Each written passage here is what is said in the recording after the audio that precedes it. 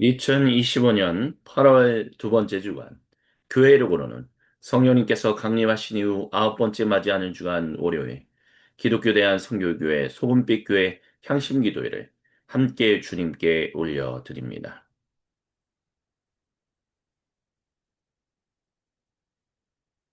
기도회를 시작하며 주여 이 시간 우리와 함께 해달라고 각자의 고백으로 주님께 기도드립니다. 다 같이 기도드립니다. 하나님 감사합니다. 생각과 마음과 발견 원치 없던 모든 죄들을 회개하며 주님 앞에 나아갑니다.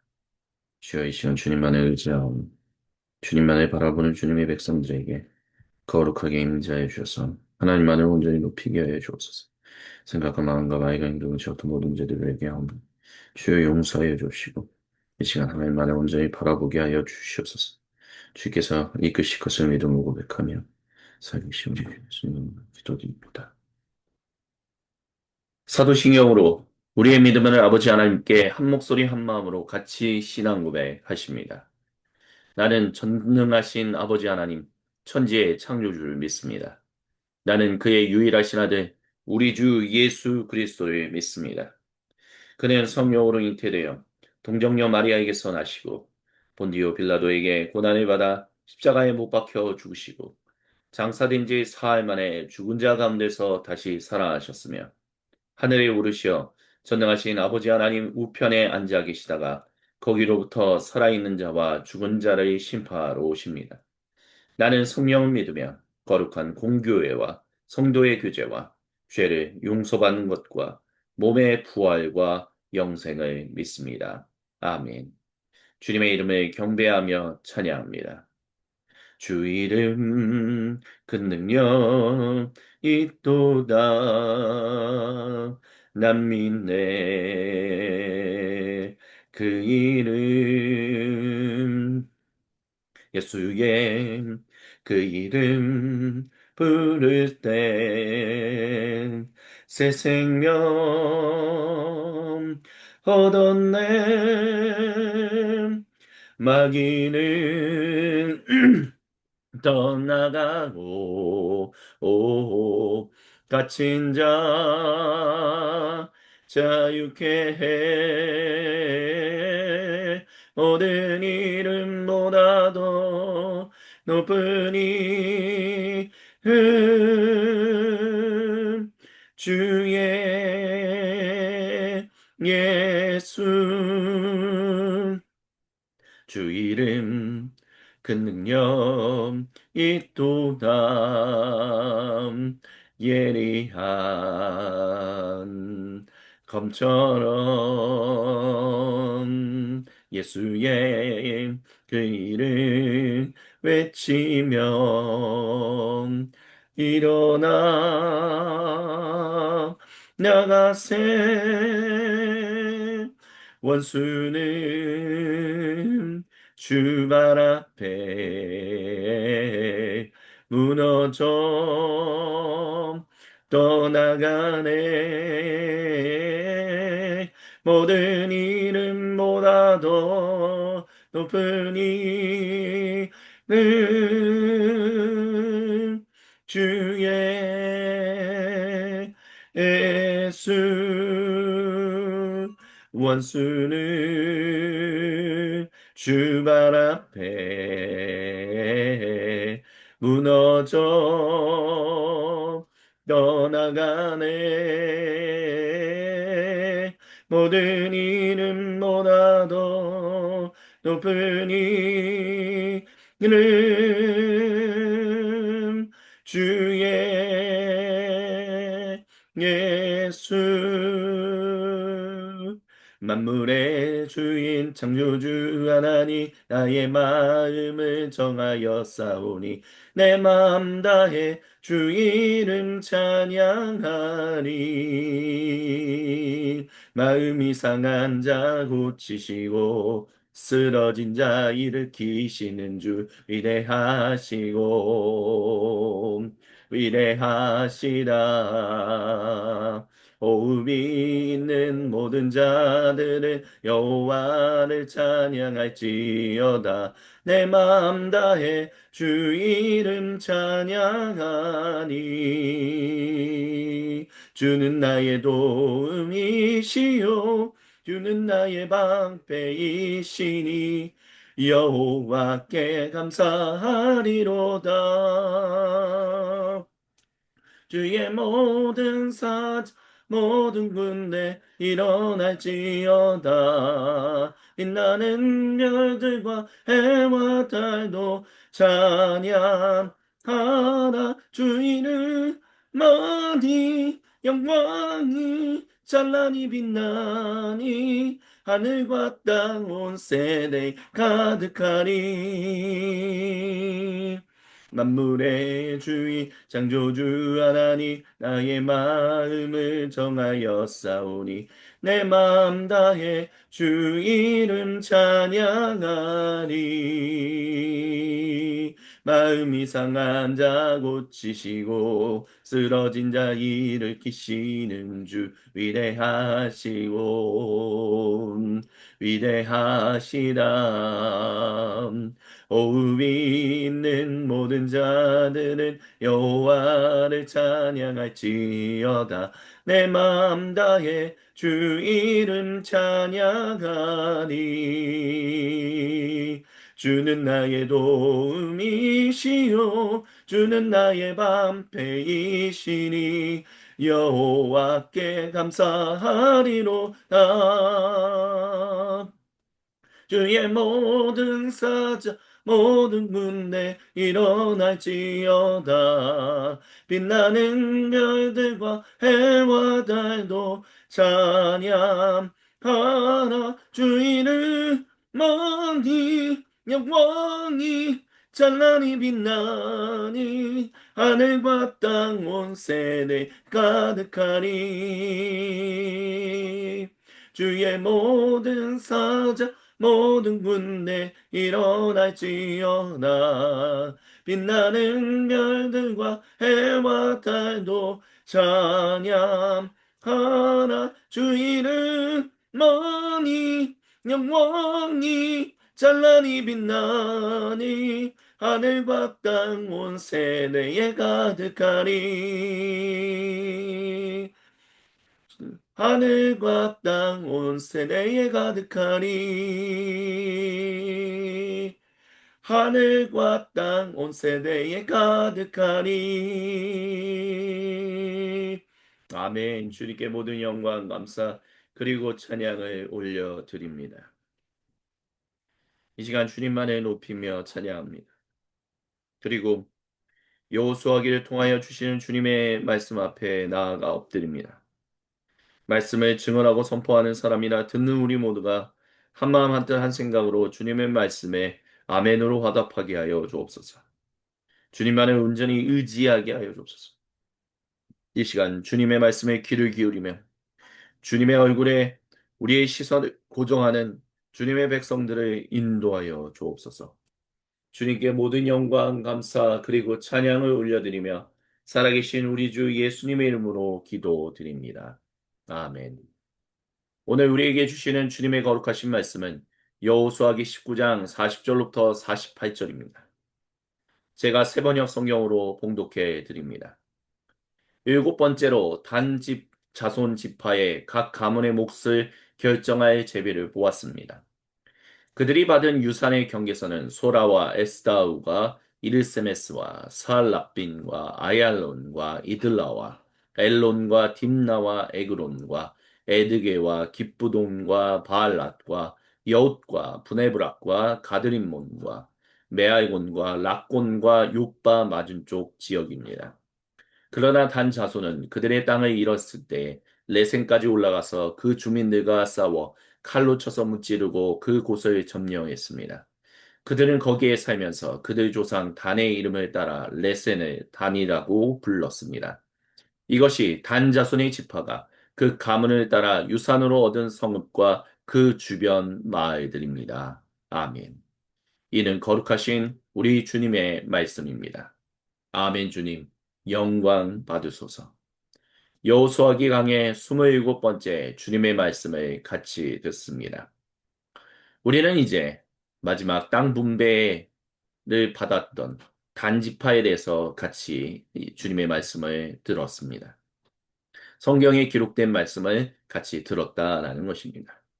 이 단지파를 통해서 이제 땅 분배가 완료가 됩니다. 근데 단지파는 다른 지파들과는 다르게 재밌는 구절이 하나 들어가 있습니다. 바로 그들이 땅을 잃었을 때라는 말입니다. 그러다 보니 성경 지도를, 성경 지리를 가지고 우리가 함께 이야기를 나누지는 않겠다라고 말씀을 드렸지만, 그럼에도 불구하고 성경 지도를 보신 분들은 단지파의 땅이 두 군데로 표기되는 것을 보신 적이 있을 것입니다.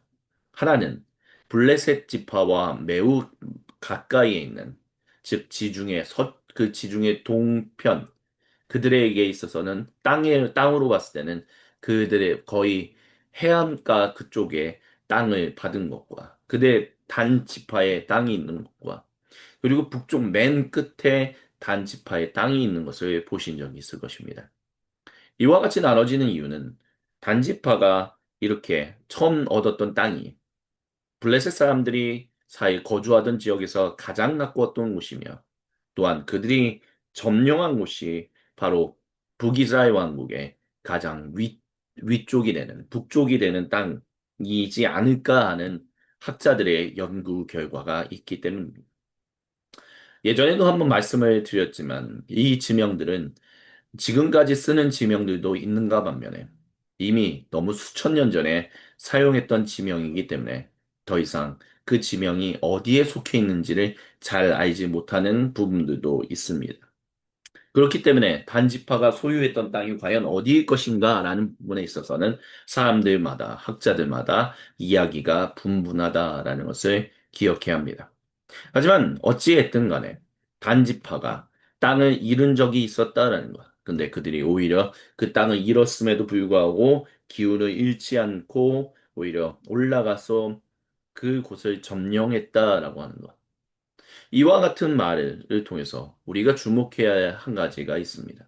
그것은 바로 단지파가 처음에는 주저하던 하나님이 약속하신 그 땅으로 나아가라라고 했을 때 유다 지파나 다른 지파들과는 다르게 요셉 자손의 두 지파인 에브라임과 므낫세 반쪽 지파하고는 다르게 그들이 주저하면서 나아가지 않았었으나 그들이 땅을 잃은 다음에는 그 이후 후대의 얘기겠죠. 후대의 단지파는 땅을 차지하러 잃어버린 땅을 수복하기 위해서 또는 새로운 땅을 차지하기 위해서 그들이 전투했다라는 것입니다. 즉, 처음에는 하나님 말씀에 어떤 면에서는 바로 순종하지 못했지만 이후에는 그들이 이것이 하나님의 말씀이다라고 하는 데 있어서도 의견이 분분할 수는 있지만 어찌됐든 땅을 향하여 나아가는 모습을 보여줬다라는 것입니다. 우리의 인생이 그렇다라고 말할 수 있을 것입니다. 우리가 주님의 말씀을 따라 유다 지파처럼 먼저 순종하여 나아가는 사람들도 있는가 반면에 주저하는 사람들도 있습니다. 하지만 주저하다가 끝까지 그냥 거기에 머무르는 사람들이 있는가 반면에 오히려 주저하다가도 어느 순간에는 시간이 흘러서 주님의 말씀에 순종하여 나아가는 사람들도 있다라는 것이죠. 이것을 굳이 알레고리컬 해석이다라고도 할 수 있을 것입니다. 이 풍유적 해석이 그리 마음에 들지 않으시는 분들도 있을 것입니다. 단지파를 우리가 좀 더 면밀하게 세세하게 살펴봐야 하는 거 아니겠냐라고 말씀하시는 분도 있을 것입니다. 하지만 기억해야 할 것은 한 가지는 우리가 아무리 면밀하고 세세하게 살펴본다 할지라도 아직 우리가 가지고 있는 한계가 있고 그 연구들을 하는 사람들과 함께 더불어서 우리가 단지파를 바라봐야 하는 그런 일들도 필요하지만 또한 동시에 우리가 놓치지 말아야 하는 한 가지. 그것은 이와 같은 것을 통해서 오늘 우리에게 주시는 그 말씀에 사로잡혀야 한다는 것입니다. 그런 의미에서 단지파가 처음에는 나아가지 못했으나 이후에 땅을 잃고 난 뒤에는 나아갔었던 것들. 이후에 그 이후라는 것이 때로는 중요할 수도 있다는 것. 우리의 믿음의 삶에서도 때로는 처음에 주님 앞에 순종하지 못한다 할지라도 이후에 주님의 말씀에 순종하는 일들이 필요하다라고 주님이 말씀하십니다. 주님이 우리에게 주시는 그 은혜와 생명을 따라간다면 주님이 이끄시는 그 길을 따라 우리는 때로는 바로 순종하지 못할지라도 이후에는 그리고 언젠가는 순종해야 한다는 것을 우리는 단지파를 통해서 알 수 있습니다. 이것이 주님이 이 본문을 통해서 저와 여러분 우리 모두에게 주시는 첫 번째 은혜요 도전입니다. 두 번째로 주님이 이 본문을 통해서 주님이 주시는 은혜와 도전은 일곱 번째라고 얘기하고 있다는 것입니다. 어느 구약 성경학자들은 이 여호수아기를 그냥 뭉뚱그려서 그들이 그냥 다 땅을 차지했다라는 그래서 여호수아기의 이 땅을 분배받는 13장부터 19장의 이야기는 결국 땅을 분배받는 것이 어떻게 형성되는가라는 큰 줄기만 얘기하고 그 안에 있는 세세한 얘기들을 살피지 않습니다. 기억해 하십시오. 기억해 보십시오. 그들이 여호수아의 인도를 받아서 요단강 서쪽으로 들어오기 전에 이미 모세가 살아있을 때 루벤과 갓 그리고 므낫세 반쪽 지파는 이미 땅을 요단강 동편에 분배받았습니다. 그리고 이제 건너왔죠. 12개 중에 2개 반이 빠졌기 때문에 9개 반 지파가 요단강 서쪽으로 건너왔습니다. 근데 이 9개 반 중에 땅을 먼저 차지한 그 땅을 향하여 나아간 유다 지파와 그리고 요셉 자손의 두 지파가 있었다라는 거. 그리고 마지막까지 주저하여 땅을 분배받는데 어려움을 겪었던 그래서 겨우 제비뽑기를 통해서 나아간 지파들이 일곱 지파다라고 말하는 것은 우리에게 시사하는 바가 있습니다.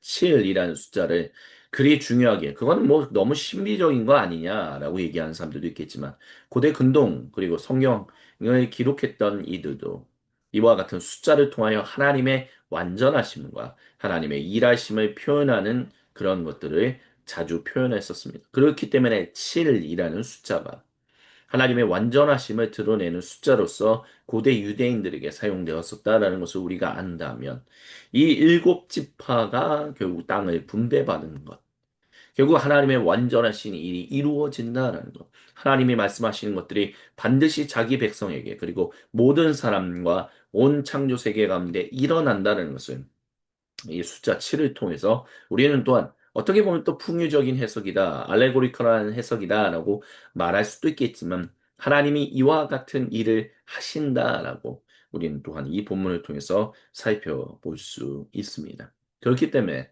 주님이 결국 마침내 자신의 완전하심을 자기 백성 그리고 자기 백성이 되어야 하는 모든 사람들 그리고 온 창조 세계에 행하신다는 것을 우리는 숫자 7을 통해서 일곱 지파가 땅을 분배받은 것을 통해서 다시 한번 알 수 있습니다.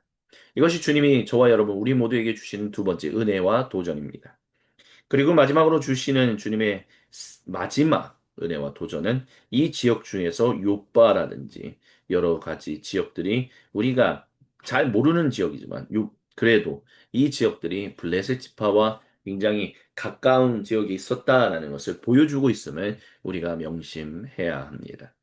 하나님의 완전하심이 드러나고 그러므로 인해서 모든 이들이 다 땅을 분배받는데 단지파가 유독 블레셋 지파와 아주 국경을 맞대고 있었던, 뭐 그 당시에는 그런 국경이라는 개념이 그렇게 크지는 않았을지라도, 어쨌든 마주하고 있었던, 가까이에 마주하고 있었다라는 것.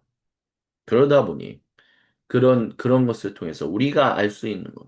하나님이 이 땅에서 지금 현재 우리가 살아가는데, 예수님이 다시 오시는 그날까지 우리에게 주신 땅은 때로는 그 주님의 사랑이 필요한 대적이라고 할 수도 있겠지만 하지만 하나님은 블레셋 지파에 대해서 그렇게까지 대적이라고 표현한 경우는 적어도 여호수아기에는 등장하지 않거든요. 그런 것들을 놓고 본다면 결국 하나님이 이렇게 하나님을 인정하지 않고 하나님의 백성하고 끊임없이 대적하는 사람들 가까이에 붙이시는 이유는 하나님의 그 사랑을 그들에게 전하기 위함이시다라는 것. 그 사랑을 전하는 데 있어서 여러 가지 일들이 일어나지만 궁극적으로 하나님이 이 모든 것을 통해서 하고자 하시는 이야기의 핵심은 그 사랑이 전달되게끔 하기 위하여 하나님이 그 때로는 우리가 봤을 때는 도저히 가능성이 없고 가망이 없고 하나님을 대적하는 세력들 그들에게 가까이 붙이시는 경우들이 있다라는 것을 우리는 기억해야 합니다. 다른 말로 한다면 하나님이 우리를 안전지대 안에 놓, 머물게는 하지 않으신다는 거죠. 하나님이 우리를 반드시 그 안전지대를 벗어나서 나아가게끔 하신다라는 것. 그것이 오늘 21세기, 2025년을 살아가는 우리 모두에게도 동일하게 그와 같이 일하시는 분이 주님이시다는 것을 우리가 기억하라고 주님이 이 시간 저와 여러분, 우리 모두에게 세 번째로 말씀하십니다. 아멘. 이것을 기억하며 우리 주님께 우리의 마음을 올려드리며 향심의 기도를 드리겠습니다. 세상에 산산이 흩어졌던 마음의 조각들을 하나로 모아 우리 주님께로 올려드릴 수 있게 인도하시는 주님을 의지하며 우리 한번 주여 한번 외치고 같이 외치고 각자의 우백으로 주님께 기도 드립니다. 다 같이 기도합니다. 주여 하나님의 그리스도의 이름으로 기도하옵나이다.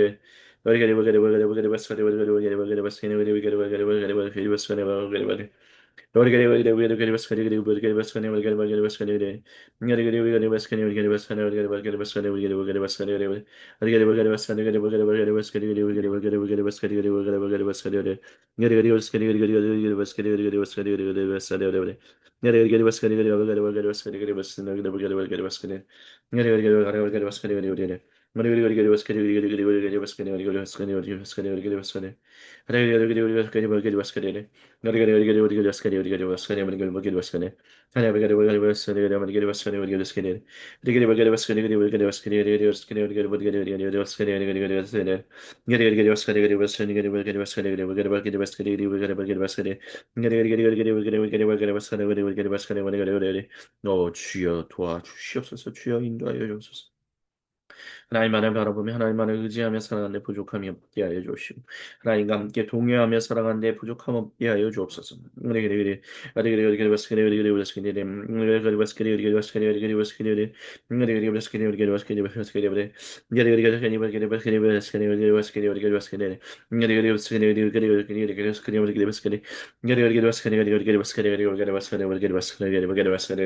오 주여 주여 주여 주여 주여 주여 주여 도와주시옵소서.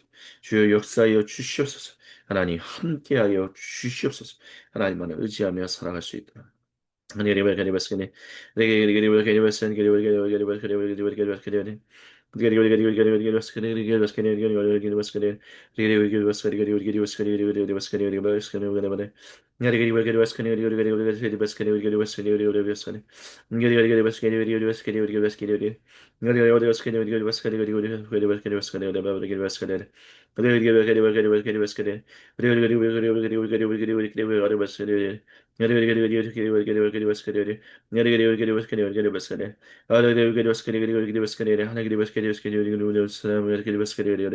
하나님만을 높이며 살아가게 하여 주시옵소서.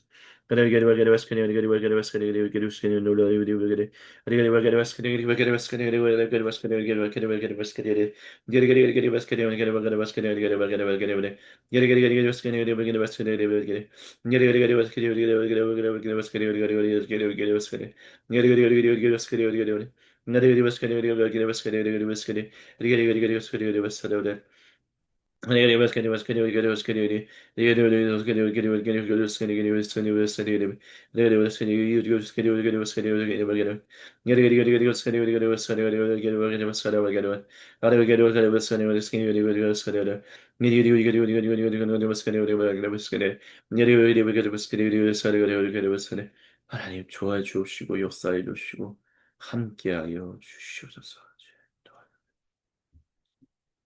주님께서 우리에게 가르쳐 주신 기도로 아버지 하나님께 한 목소리 한 마음으로 같이 기도하십니다. 하늘에 계신 우리 아버지, 아버지의 이름을 거룩하게 하시며 아버지의 나라가 오게 하시며 아버지의 뜻이 하늘에서와 같이 땅에서도 이루어지게 하소서. 오늘 우리에게 일용할 양식을 주시고 우리가 우리에게 잘못한 사람을 용서하여 준 것 같이 우리의 죄를 용서하여 주시고 우리를 시험에 빠지지 않게 하시고 악에서 구하소서. 나라와 권능과 영광이 영원히 아버지의 것입니다. 아멘. 주님께 모든 영광, 감사, 그리고 찬양을 올려드립니다. 이것으로 성령 강림 후 9번째 맞이하는 주간 월요일 기독교 대한 선교교회 소금빛 교회 향심기도회를 마무리합니다.